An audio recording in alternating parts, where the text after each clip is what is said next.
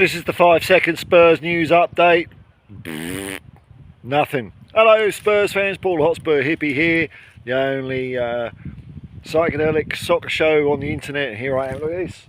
Beautiful nature. Oh, the birds. This is a place called Galston Gorge.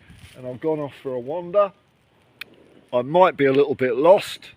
But if the sun's over there, I've got to walk back that way. Hey, you know, I'll hit a road sooner or later. Now, Tottenham's search for a striker. I just looked at the headlines this morning, and so what we've been linked with, we've been linked with Ivan Toney, Jonathan David, Solanke, the guy from Morocco, and an AEK. I always struggle saying that.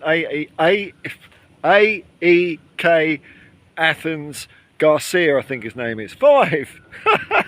Which I suppose whichever one Tottenham pick up, there's plenty of rejects to go around to the other substandard teams, such as Twats FC from Plumstead.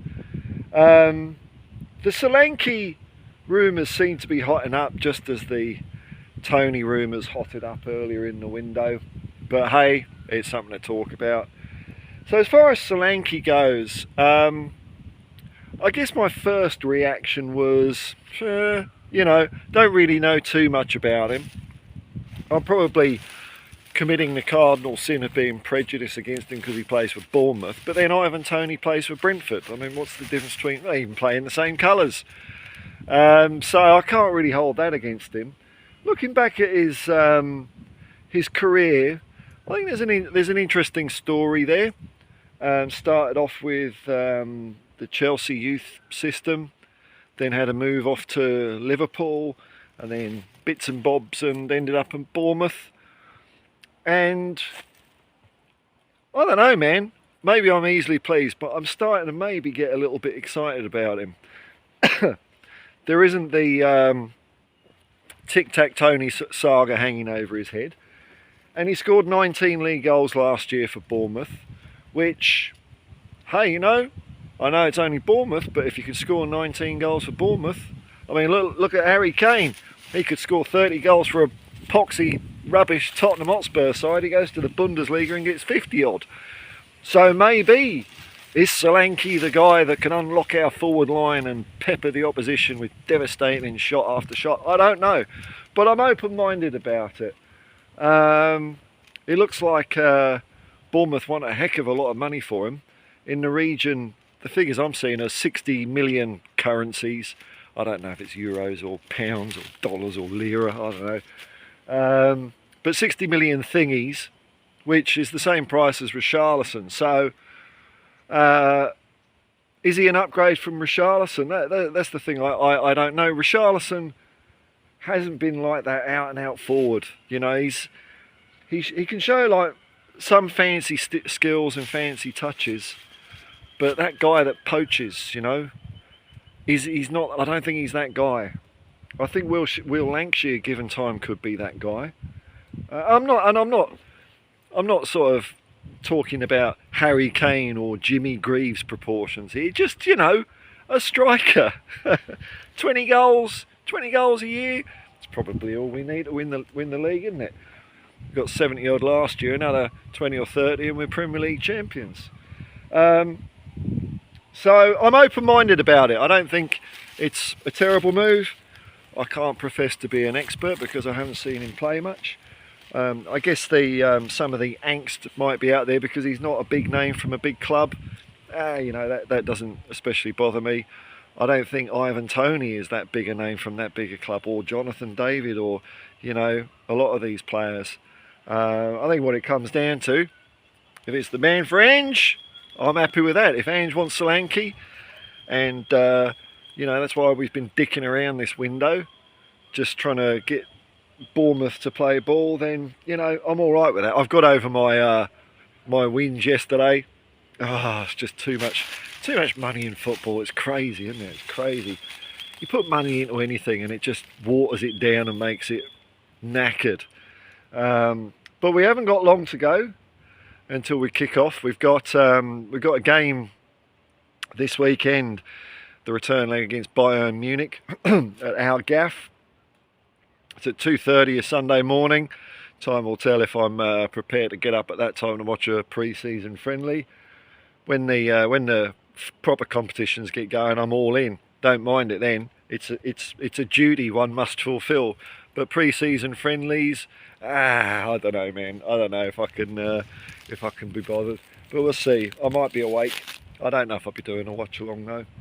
Now I also saw, as I shamelessly plagiarise the headlines I just got 5 minutes ago from Chris Cowling's 60-second Spurs update. That's why I did a 5-second update. Someone in the chat said I should. So there you go, I did it. And he's saying that there's reports that Spurs also, as well as a centre forward, a number 9, want a winger and a left back. I mean, that was probably how I started off the window. I wanted a centre forward, maybe not so much a winger, but a midfielder, attacking midfielder, which I suppose, you know, there's a Venn diagram, slight overlap there, and a versatile fullback, someone that could play left or right. I'm surprised about the left fullback thing. Destiny Udogie apparently is back training with the first team squad, which is great. And we saw last year that when he was out, and we used Van der Ven in that position, and Dragushin as a centre back, they look pretty good. So I don't know, man. I don't know. And on the other side, we'll find out soon enough, I guess, has Jed Spence rehabilitated himself? Because if he has, and he plays like he did in the pre-season, and he's showing some sort of application and good attitude, and he's surrounding himself by people that, you know, a bit less like that, then what a great, well, not just great cover for Pedro Porro, but competition as well. Competition. That's what we want. We don't want people getting too safe. I think the same could apply with Destiny Udogie, because you've got Dragushin sticking his hand up all the time, or his agent is saying he wants to play more minutes.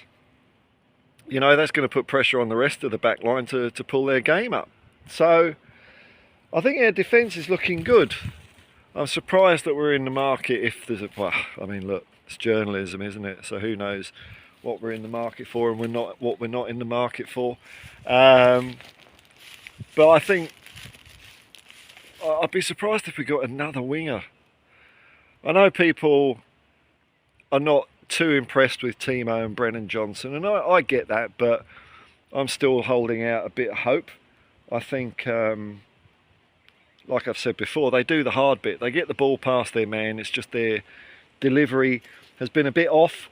And I think, being charitable to them as well, part of that might be they're going from winger to winger because we haven't got a number 9 in the box. And if you've got someone poking their head around, whether that's Solanke or David or Garcia or whoever the hell, Lancashire, I don't care, then it's probably going to focus them and give them a spot to pick at and build up an understanding. We've had to chop and change around our centre forwards quite a bit last year. We tried, well, Richarlison was the guy, and then he was injured, and then Son would fill in. Did okay, but he's not, you know, he's not a number 9. Better on the left, you know. I mean, you got him on the left wing as well, so I don't know quite why we need more wingers. We need ones we've got to play better, I think, but you know, we have got a few options up there.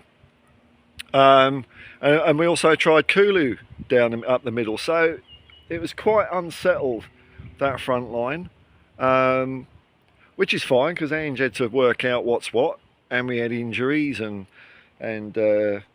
little misfortunes like that. So, but I think a striker is the key, man. I think with a striker, I think the sky could be the limit this year for Spurs. How long we've been going? God, we've been going 9.5 minutes. I didn't think I'd eke anything out today after the 5-second update. Well, I'll leave you here with some beautiful views. As usual, when I go for these walks, it's always the wrong time of day. I'd prefer the sun to be that way so I can show you more of what's behind me over there. But that'll have to do. I'm going to sit here and contemplate nature for a little bit. And as always, wherever you are in the world, My deepest peace and love, man. Peace and love, and come on you Spurs.